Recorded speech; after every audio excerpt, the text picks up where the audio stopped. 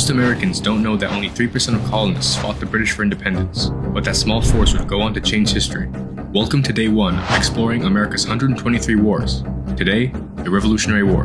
Starting in 1765, Britain, being burdened with debt from the recently concluded French and Indian War, imposed the Stamp and Townshend Act, which would tax commodities in the colonies such as glass, paper, and tea.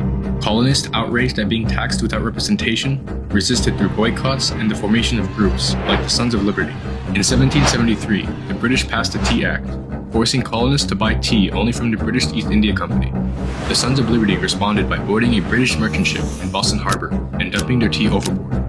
Tensions would rise, causing the colonies to form the First Continental Congress, which would decide to boycott British goods and arm local militias. In 1775, British forces moved to seize colonial arms and ammunition at Concord. Paul Revere would then make his famous midnight ride to warn others.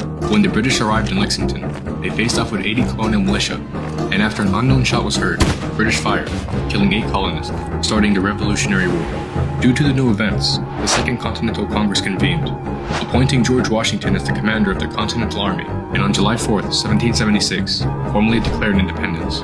Over the next 15 months, the US would struggle, winning only 13 of 42 battles. However, the tide would turn at the Battle of Saratoga, where an American victory convinced France to join the war on the American side. A year later, the Spanish would also enter the war against the British.